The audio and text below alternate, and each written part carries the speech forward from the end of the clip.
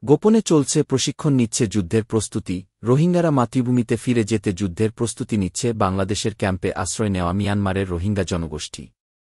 এরই মধ্যে প্রশিক্ষণও নিয়ে ফেলেছেন তাদের একটি অংশ। এসব প্রশিক্ষণ হচ্ছে মিয়ানমারের জঙ্গলে। গোপনে চলমান এই প্রশিক্ষণের সময় কয়েকদিন পর পর সরিয়ে নিতে হচ্ছে তাঁবু। দিনের পর দিন প্রশিক্ষণ শিবিরের আকার বাড়ছে। তারা এ প্রস্তুতি দীর্ঘদিন ধরে নিচ্ছেন। বিশেষ করে মিয়ানমারে গৃহযুদ্ধ শুরুর পর থেকেই এ প্রচেষ্টা ত্বরান্বিত হয়। এই প্রশিক্ষণ নেওয়া হচ্ছে মিয়ানমারের ভেতরেই। কর্তৃপক্ষের চোখ ফাঁকি দিয়ে তপ্ত রোদে অস্ত্র চালনা শিখছেন রোহিঙ্গারা। শত শত যুবক যুদ্ধের প্রশিক্ষণ নিচ্ছেন। মিয়ানমারের সেনাবাহিনী এবং অন্যান্য যেসব সশস্ত্র গোষ্ঠী তাদের পথের বাধা হবে, তাদের বিরুদ্ধে লড়াই করতে তারা সবাই এক। 2017 সালে বর্বর অত্যাচার ও নির্মম গণহত্যা চালিয়ে মিয়ানমারের রাখাইন থেকে রোহিঙ্গাদের উচ্ছেদ করে দেশটির সেনাবাহিনী।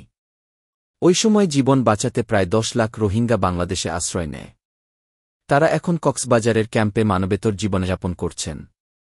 রোহিঙ্গারা দাবি করছেন তাদের উপর গণহত্যা চালানো হয়েছে। জান্তা বাহিনীর পাশাপাশি রাখাইনের স্থানীয় শক্তিশালী সশস্ত্র গোষ্ঠীও নিপীড়ন করেছে রোহিঙ্গাদের।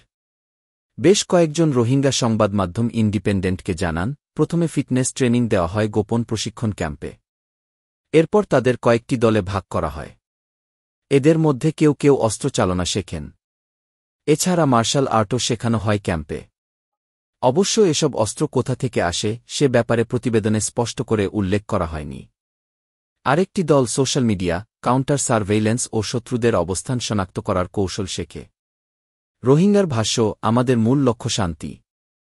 আমরা বার্মায় অধিকার ও সুযোগ নিয়ে শান্তিপূর্ণভাবে বসবাস করতে চাই, যেখানে সরকার ও বিদ্রোহীরা উভয়ই আমাদের ভূমি দখল করেছে। আমরা আমাদের মাতৃভূমি ফিরে পেতে চাই এবং এর জন্য লড়াই করব। প্রদীপ, AI news presenter, dependent news desk.